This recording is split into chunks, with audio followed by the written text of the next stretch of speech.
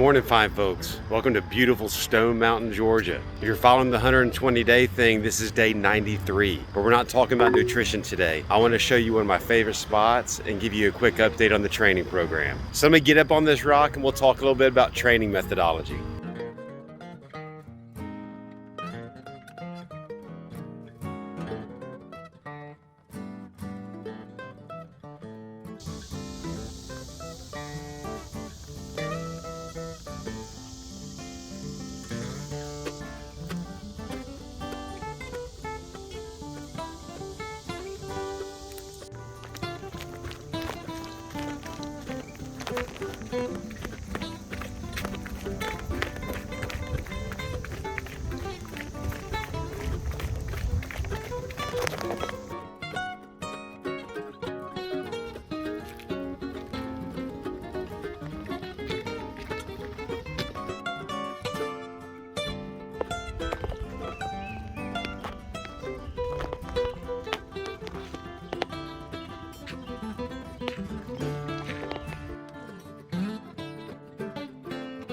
First good view of the rock since we left our horse at the stall.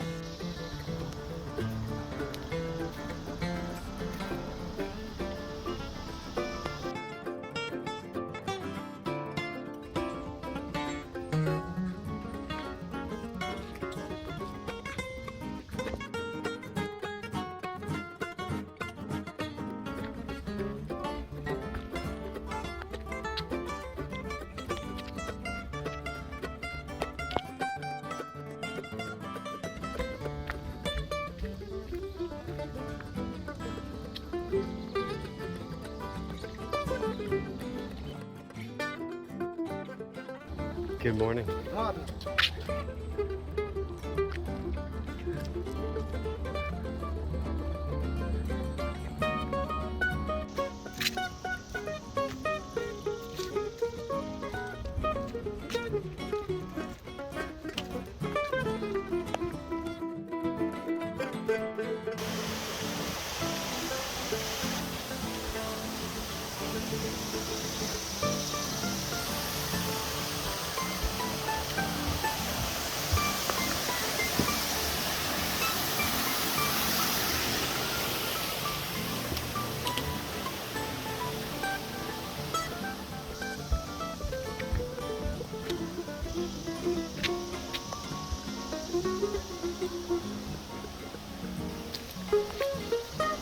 Stone Mountain Aqueduct, feeding the grist mill.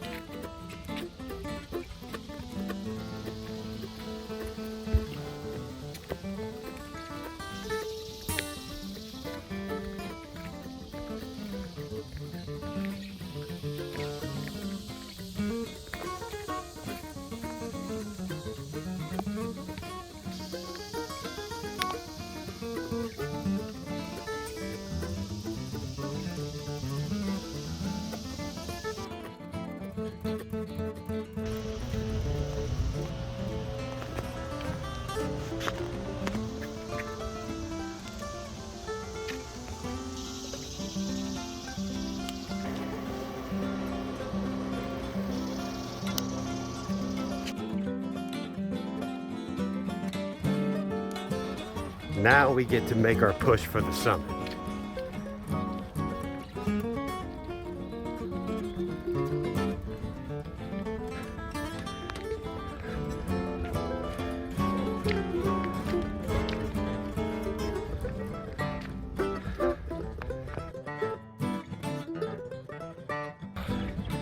First view of the Atlanta skyline.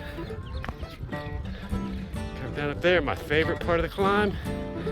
The Stairmaster. We run this. Another good skyline view. Probably don't see it in there. One last push. That last kick was a doozy. You get kick after kick, gets steeper each time. We're about there. Here we are, 360 degrees, sucking wind.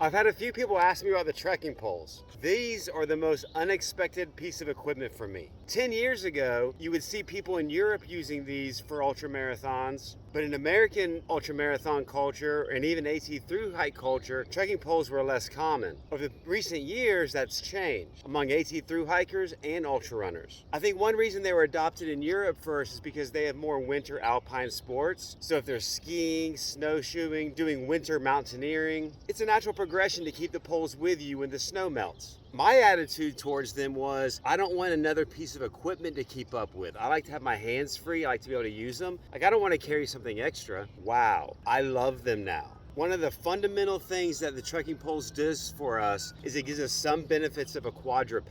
When we stand upright and become bipedal, we gain a lot, primarily endurance. We're the best in the animal kingdom, but we also give up a lot, most notably speed. The other thing we give up is the ability to spread the work across our entire body, transferring most of the work to our lower body. The trekking poles allow us to be somewhat quadrupedic. One thing that is interesting is the trekking poles do not save energy. Going over the same distance, same elevation change, you will actually expend more energy using the poles than not, but we get to spread the work over our entire body.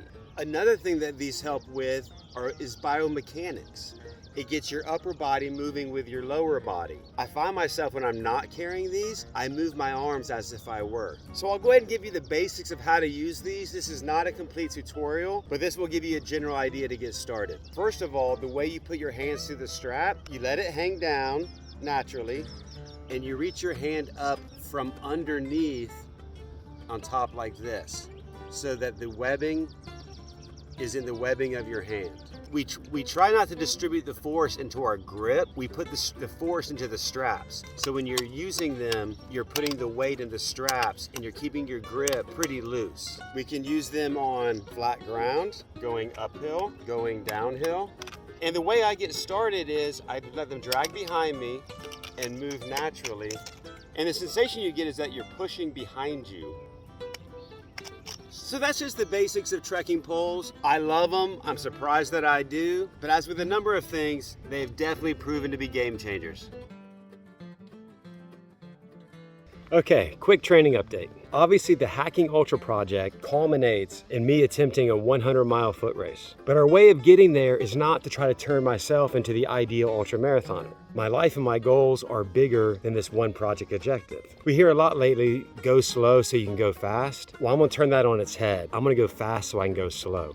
As you've been hearing since episode 1, we generally follow a 4-phased approach in our periodized training and nutrition program. Stage 1, rest and recovery. Stage 2, peak base, where we build our aerobic base. Stage 3, specified training. Stage 4, taper and race. We're still going to follow this general methodology to get to the 100-mile, but our step 1 is going to stop before then. The focus right now is building a base of strong bones and muscles and enough cardiovascular fitness to do the things we want to do. This means focusing on mobility and strength training, high intensity training, developing those fast twitch muscle fibers, developing that anaerobic cardiovascular system. In terms of running, I'm going to start with a 5K. I'm going to turn myself into the best 5K'er I can. As I mentioned in the 30-day update, I'm going to use Park Run as my weekly training and measurement activity. And I'm going to start by finding the fastest comfortable pace I can maintain for 5K. And I'm going to work to build that pace faster and faster. At some point, I'll start incorporating 10K and 15K, but I'll focus on making this a run.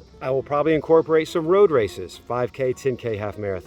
And when I have the strong, flexible, mobile, vital, vigorous self that I want to start with, then we will look into an ultra marathon training program and start building our endurance, that supposed aerobic base. The good thing is that's where I started from originally. Sometime else I'll give you my full running history, but my current running incarnation began as long distance hiking. I was doing 12 to 20 mile days hiking, carrying provisions on my back for 1 to 3 days. And I started running first to chase daylight. In certain situations, I don't like hiking at night, so I started running just to get to my camp before the sun went down. But then I discovered I love it. And that's why I rapidly went into the half marathon, 50K. As a hiker, walker who occasionally runs. So once again, I'm gonna flip that over. I'm gonna become a runner at the short distance, build form, build a strong base, and then when it comes to applying endurance to it, that's old hat for me. So I've been sitting on this park bench too long. I'm ready to get going. Hiking back to the car. If it's less than 10 miles, I might have to keep going.